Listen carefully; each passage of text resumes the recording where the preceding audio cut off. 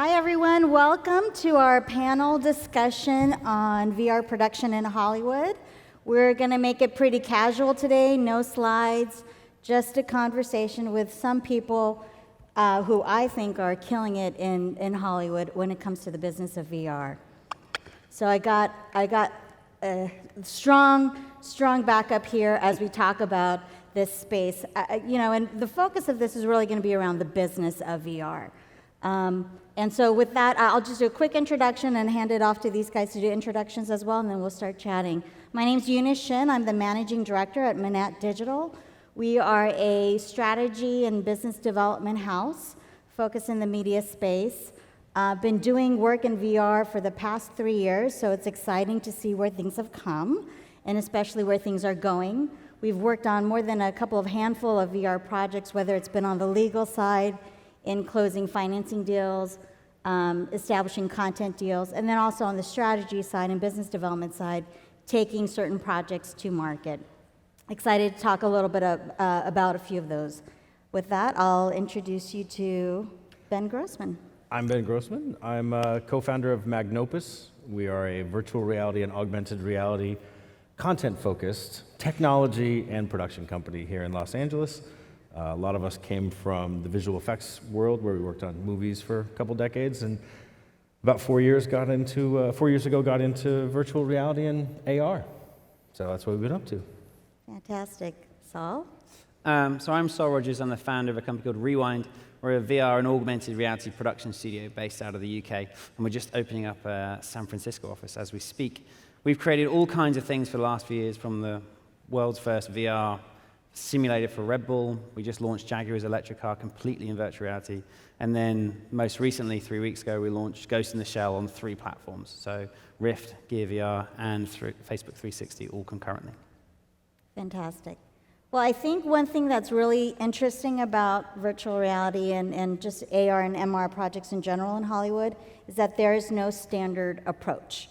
Whether it comes to greenlighting a project, funding it, staffing it, putting talent against it, timelines against it, there really is no standard, which I think is both a good thing about disrupting the model in Hollywood, but also a difficult thing because it's a lot of troubleshooting along the way. It's a lot of herding cats, and sometimes herding different types of cats. Sometimes creating cats completely from nothing. Yeah, exactly. In order to herd them.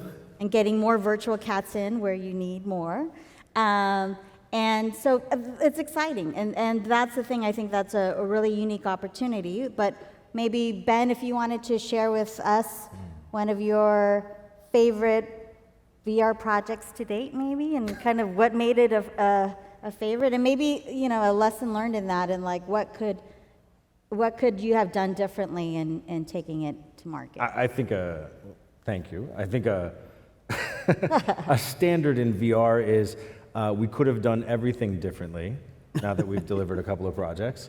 And it is interesting early days in VR where you don't very often do the same thing twice. And then when you call someone like Saul and I talk, hey, how did you do that? Because coincidentally, Saul built an international space station, and not personally, but like his company, and my company also did an international space station. We released the Mission ISS that's in the demo room downstairs, and we get to compare notes, and it's like, oh, we did the same thing, but completely differently in almost every respect. And so that's one of the cool things about VR is that there is no standard. So in a sense, if you're from the commercial world or the movie business world, we're in the early days of both of those industries where what one company does and how another company does it are completely different. And so there's like wild changes in how we would structure the team and how we would structure the financing and how we would structure the schedule. Realistically, the standards that exist today, and I think Saul will agree to me, is somebody comes up to us and says, I have this crazy idea to do this, blah, blah, blah, blah, blah. And the first thing that we say is, that's great. How much time do you have and how much money do you have? Because from that, we can sort of divine, well, here's approximately what you can get for that. And then after the contract is signed, they'll say, oh, and by the way, we also need a 360 version and a Rift version and a mobile version and a Vive version. And that's when you kind of... Two things are going to run out, time or money. That's it. You can always make your 3D better. You can always add more detail. You can always spend more time on it. But something's going to happen to make us finish out. The thing I find most interesting is that it's just, and a lot of people stand on stage and say, we don't know what we're doing. We're in the Wild West. It's all R&D. What it really is we're just iterating. Every single project is iterating on the one before. So do more of the things that went well and less of the things that didn't go well, and share that amongst everybody as swiftly as possible so no one has to make the same stupid mistakes. We've done a lot, like a lot of things we will never do again because we've been going through this process. And so whereas a film is a craft, we have that down. I still cry watching WALL-E now. It's however many times I watch it. But because it's the editing, the sound design, the color theory, everything about that plays with the heartstrings, makes that, or not that, 16:9 frame melt away, and you're engrossed in the film. You're completely immersed. And so games are pretty damn good at it as well. But VR, because we've only had 3 or 4 years at it in this current iteration, there isn't enough time spent on really learning the tools. And by the time you think you got them, someone releases another new headset, or another new software, or another new platform. I got a list which went, we'd like a VR project on Vive, Rift, PSVR, Gear VR, Daydream, mobile, Android, HoloLens, Meta, Magic Leap. That was this. Right. Do you know they're not the same Right. thing? And then they come back and they go, oh, actually, we just figured out that most people just have Android and iOS. So can we also just get like a magic window version for that? It's awesome. Yeah. Yeah. Well, I think what's really interesting, and the role that I've been playing in this industry has often been in a producer role, not because I set out to create this unique role, but just out of necessity, as we are representing talent, them trying to get into the VR space, not realizing who's the best content studios to work with, how do I fund this, how do I distribute this, how am I going to monetize on this project, and finding the right partners and going to market, I think, is a really interesting thing that I've been sitting in the middle of. What's interesting is that taking people who understand narrative storytelling, in traditional television or theatrical storytelling, have a very hard time getting their minds around how to storytell in a VR world. We've stopped talking about storytelling. We start talk about story living. We think That's a great thing. So just to try tell us a little bit more about that. So the umbrella of virtual reality specifically, we'll forget about augmented for a minute, we'll get back to that, goes from monoscopic 360 video on your Facebook feed, and then it goes through YouTube, then it goes to stereo, then we start going semi-interactive on kind of tablets where you've got hotspots, navigation, choose your own adventure, and then you end up in real-time engine-driven stuff, and then if you want, you go all the way to a game. And that all counts as VR. So the first thing we talk to is like, what do you mean by VR? What do you want?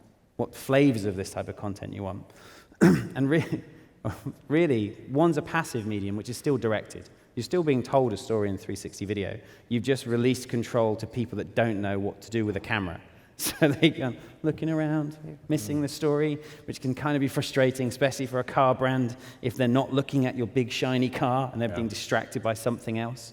And then the other end is this new place where VRE exists, where it's, as I said a minute ago, we call it story living, which puts you at the core, where we want to give you the illusion of freedom, that you can go anywhere, do anything, but we're still going to hit some story beats that everyone goes through it. So the space station project we did is that. Some people, you climb around on the space station, you do one of the missions, something terrible happens, and you have to kind of make your way back. But that story can be in about 5 or 6 minutes if people are really quick at everything, or it can be 20, 25 minutes if you take your time. And we had to work out how to guide them through the story, but allow them to feel that it was their choice to do it. So maybe it's an interesting thing to talk about what kinds of VR, not from a technology standpoint, but from an end consumer experience, right? We're familiar with television programs, we're familiar with theatrical releases, we're familiar with Broadway plays, we're familiar with TV commercials. In a sense, VR has all of these things, and the hard part right now is for people who are commissioning VR work to sort of establish what it is that they want. So a brand usually comes and knocks on our door and they say, we need a VR. And I love the indirect article because it's great. We need a VR. Like, cool. So first 2 questions, how much time do you have? How much money do you have? Right. And from that, we will divine from the oracle what is the best of VR you can have. And then sometimes they'll be more specific, though. let's just say that content creation comes from 2 or 3 primary sources. There are the sort of indie movement, which is documentary filmmakers, students, academics, people who are trying to just push the boundary, do something cool, do something experimental, get it out there. There is the opposite end of that spectrum, which is the commercial world. There are brands that you can see in the demo hall, Audi, BMW, Nike, these companies that want to be associated with cutting-edge technology. For them, it is a marketing play. On that same side of the spectrum, there are the movie properties who are trying to do movie marketing experiences that promote some other property, whether it's a television show or a movie. And then in the middle, you start to have these original ideas that are like, we actually want to monetize VR itself. And that's what we're all focused on. I can just see you're all very excited. Everybody stopped texting and they all looked up and they were like, somebody's gonna make money in VR. That's what we're all really focused on, is making VR content that people actually want to pay for, rather than to feel like, oh, I just watched a 45-second commercial. I think, yeah, exactly. Because I think one of the things that we've seen, at least in Hollywood, are the Hollywood properties having marketing promotional VR experiences that you try once and you really don't want to try again after that. And we have to get beyond that, where there's an episodic element to it, there's a serial element to it. And I think that building out that capability, like a traditional model where you can start, whether it's a subscription or start monetizing at a location-based venue, gets really exciting. And I think that's when Hollywood starts to pay attention a little bit more to, Yeah. when you tell them that they're going to start to make money. Well, we can definitely tell you, I mean, the audience, that movie studios are building VR empires in anticipation of the monetization of VR. They are not just using it through their marketing departments. All of the major studios in Hollywood are now like, okay, we're seriously approaching making original content in VR, and it may come from an IP that you know from television or from theaters, but we need to make this content as a sidecar piece or as part of the universe, but something that we can charge for. And then the more traditional television streams are also doing the same thing. Now, no one's really tried to launch a major initiative like this. I mean, one might argue that Fox did with The Martian, but no one's really sort of said, okay, now that VR is more mature, let's actually put something out that we're going to try and consistently make money with. Because the price points are actually starting to stabilize a little bit. Now, courtesy of all the like churn with games, there's been a lot of game releases, so now people could go, okay, well, I'm starting to establish a baseline price for what I would pay for an experience that's related with this movie, or an experience that's related with this franchise or whatever. But I think it's brewing, right? I think it's brewing, and I think in 2018 is going to be the year where we see some of these new types of titles and properties come I think out. you're going to see them in 2017, assuming we don't screw up. Ooh. It's true, though. Yeah, but so in the- Q4 of 2017, I think there's a few things slated that should be monetizable VR experiences that are original content, that are based on a brand that you might know from another medium, but are not a derivative product of something that's from television movies. Some of the best stuff is just reimagining the worlds. Hollywood has worlds and characters. Don't just recreate them. Take them aside and give them somewhere new to live, something that we can all explore. So the real thing for me on the business of VR at the moment is there's just not enough consumers out there to sell direct. Not small denominations, not the numbers we're even used to of kind of $2, $3, $4, $5. You'd have to sell to everybody to really make it worthwhile for me to put all of our money onto our own piece of IP. So when it comes to creating pieces of content for Hollywood or for marketing or any other purpose, we try and add value across the entire chain. So this thing may get sold and may try and make its money back. It won't. That's okay, because actually it's helping do this, it's helping us learn, it's helping us distribute, maybe it's helping us sell tickets to a movie, Sure. or something else. So actually the value is spread. So when you add it all up, the money they put in actually makes sense overall at this point in time. But that is tipping. We can feel the wave building behind us, and I'm sure you speak the same, that at some point you and I will put some of our money down and say, I've got to make this story, I really want to make it. And do you know what? We'll sell it for $4.99. We'll sell it to 100,000 people. Fantastic, we're good to go. I think Yeah, what's like if, sorry to interrupt, but Mission ISS got 1 million views on Facebook when we released the 360 trailer. But the number of units that it's sold as a free product have been completely capped out by the amount of available headsets and controllers that it can run on. Yeah. And I can tell you that that is, in the order of a tenth or around that of what the total penetration market is for 360 video. So we have to get to that point that you talked about where, there's enough people for me to spend dough on because I can capture a percentage of the market at a specific price point and recoup the amount of money that it costs us to put that out there. The frustrating thing is that we consider video free, and 360 video is being put into that place. YouTube delivers it for free, Facebook delivers it for free. Suddenly, the idea of monetizing 360 video is becoming touchy. You can wrap it in its own wrapper, you can sell it, but all of the places that I'd loved it to be living, that I could have in-app purchase to sell, I'll put a trailer and I'll put a 360 video, 10 minutes version, and you'll have an in-app thing. All of them are kind of not wanting it to happen because their platforms are monetized via advertising, not for pay-per-use. Yeah, and I'm surprised actually that I haven't yet seen a major deployment of an advertising revenue model for 360 video. Because it's what happened with all media, right? It's like most of the stuff is now available and you can get, once things went over the top, you're getting a lot of traditional television content, but you're just watching advertisements to pay for it because people aren't shelling out the couple of bucks for it yet.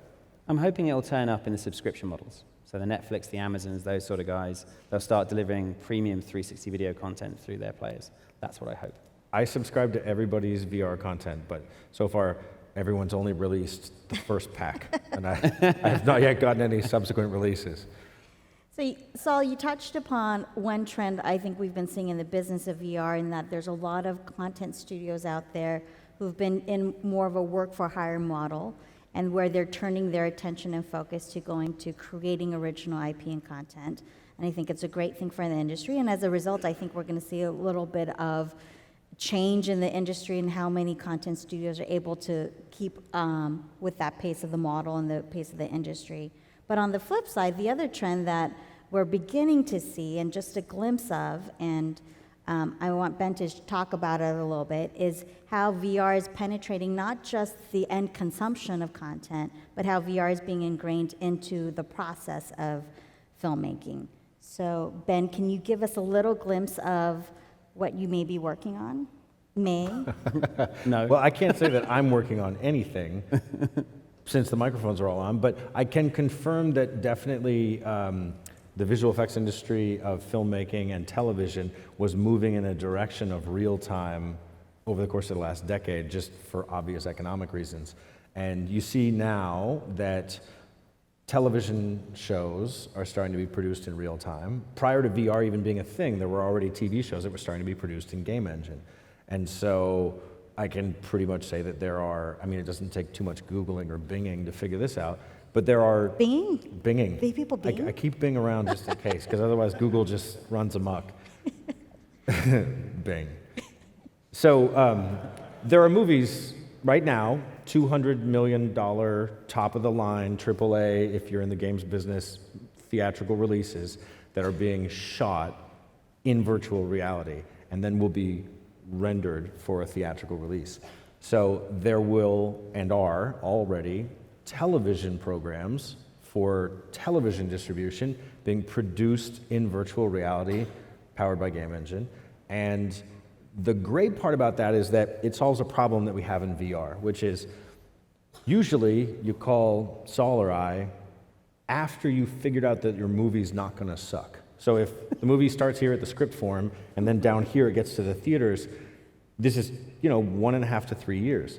By the time you get down to here, you go, okay, the movie's not going to suck. We should do some VR. And then there's just, whether it's 7 weeks or 4 months, it's not enough time to do something amazing in real time. And so what is an advantage of changing the traditional production flow is that if it starts in VR at the head, then now the virtual reality content and the television or the theatrical content are being produced at the same time in the same flow of creative.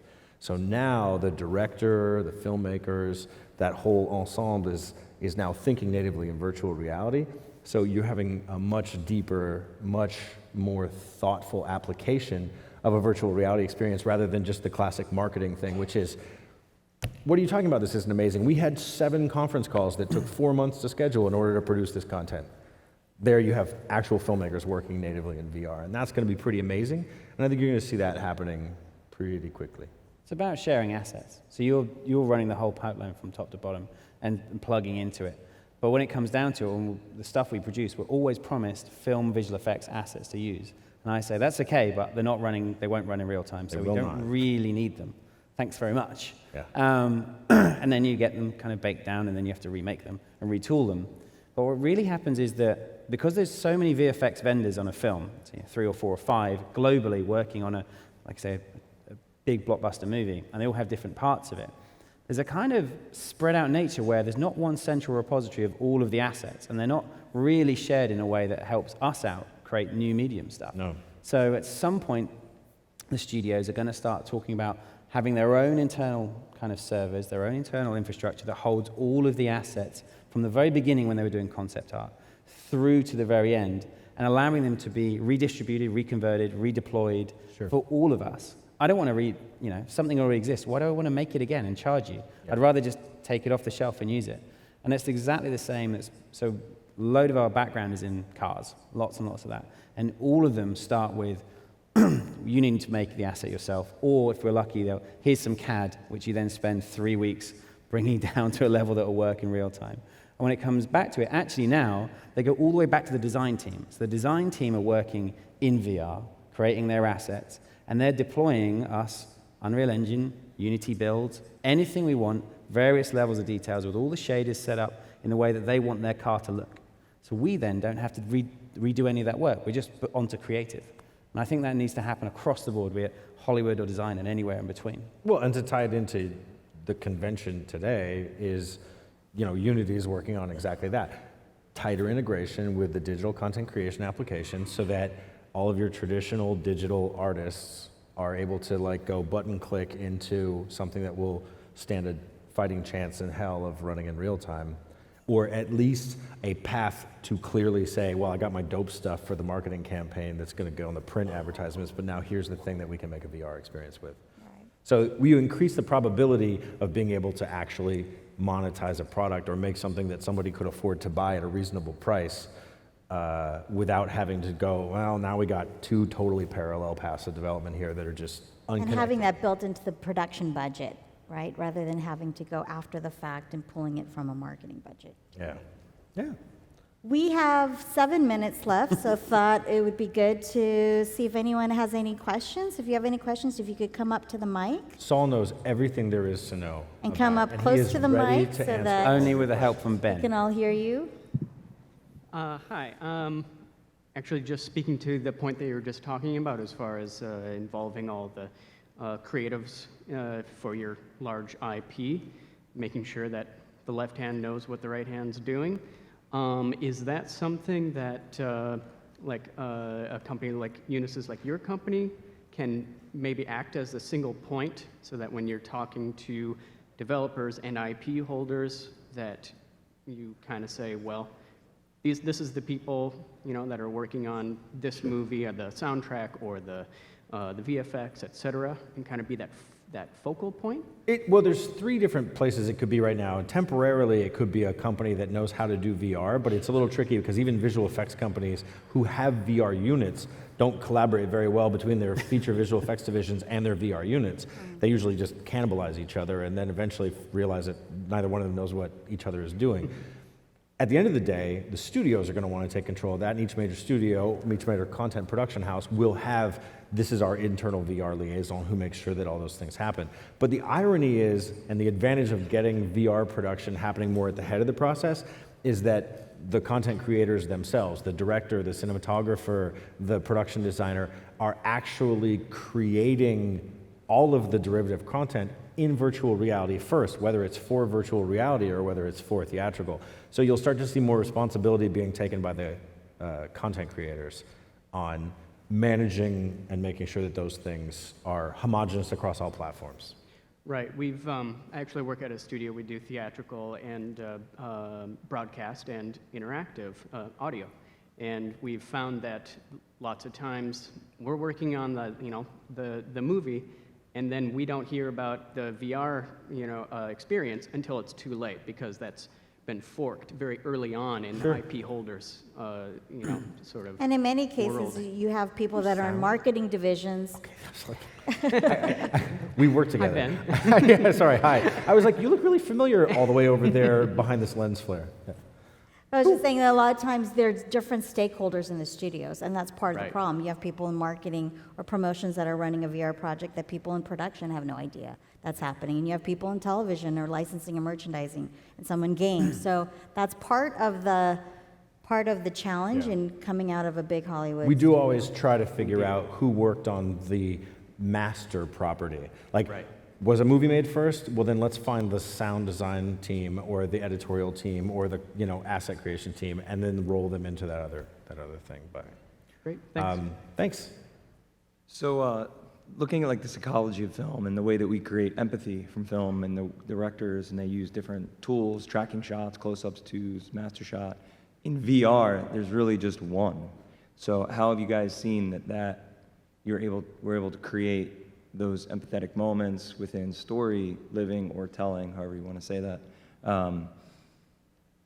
through story, through the process of caring about a character or something that's happening, when we can't necessarily control what the audience sees. Well, at the risk of go. They're entirely different mediums. They're not the same. So comparing 2D 16:9 frames to what VR is silly. Divide them apart and consider them in that way. So the idea of the editing, all the close-up and all the stuff that you do to try and make the screen melt, make me, like I say, cry at Wally and everything else, they're gone. But what we do have is the screen not existing. Headset on, I'm there. Sure. We're already in that universe. So we now have to play with a whole bunch of other stuff that makes me feel sad, maybe excited, or maybe And you can still edit. You can still move the camera, for God's sake. You can move the camera. Yeah. And you can edit. You can do all those things. What you can't do is grab the audience member by the scruff of the neck and shove their face in something and then pull it back for a wide shot and then shove it in for another close-up, which is why Ang Lee doesn't like virtual reality. But like, the inability to grab the audience members by the ears and force them to look at what you want them to look at is really funny, because I've taken a lot of filmmakers who have, these are like Oscar-winning Hollywood people, and you put them in VR, and you're like, okay, direct some shit. And then they're just like, okay, they make this stuff, and then they're like, okay, this is it. And then the audience goes in there, they put the headset on, and then they immediately turn around like this. And then they just look this way, and the person is like, but I did the car, you missed the, and then the thing comes, the fireworks, and they're like, what did I miss? And they're just like, oh, I hate virtual reality. And it's like, no, you just don't like the lack of control. So if you can figure out how to control the audience from within their own minds, which is like, in my opinion, the sort of mastery of filmmaking, which is let the audience look, like guide the audience to look where they should look in subtler ways than an insert shot that's like on a long lens and forces you to look at that. Do it with sound, do it with composition, do it with color, do it with lighting, do it with narrative, do it with interest, but you just have to become a little bit more supreme than cinematography exclusively. Just think about how theater directs you all over a stage. Right. It's in one direction. But I'm more interested in how a magician directs you. He's standing right in front of you, and he is misdirecting you and making you see a reality that doesn't exist. So those sort of people are getting really interesting to work with. And then do that with schedule and budget. I would encourage everyone to watch Dear Angelica or experience Dear Angelica. I don't know if you guys have. It's very emotional, incredible storytelling. I was gripped by it, and I think it's one of the best emotional pieces in VR that I've seen to date. So check it out. Thank you. I have a question about what you were saying about television shows. You said that TV shows are starting to be produced in real time. I'm curious which kind of shows. I know presently talk shows are done in real time and sitcoms have been done live and are sort of more real time. But what sorts of shows were you talking about? And then also about TV shows being currently made in VR from the beginning. I was curious which kinds of shows you were talking about. Okay, so when I said real time, certainly, I mean, a lot of soap operas and things like that were produced live switch, right? Multicam on a stage, shoot the environment out, and then live cut from one thing to the other, record to the tape, and then send that to broadcast. What I meant by real time was a game engine, And so that lends itself very well to animated content. And the most lucrative form of that is children's television programming. And so you will see, if you do some digging, that most of the major children's television programmers right now are working on finding ways to produce their content in a game engine.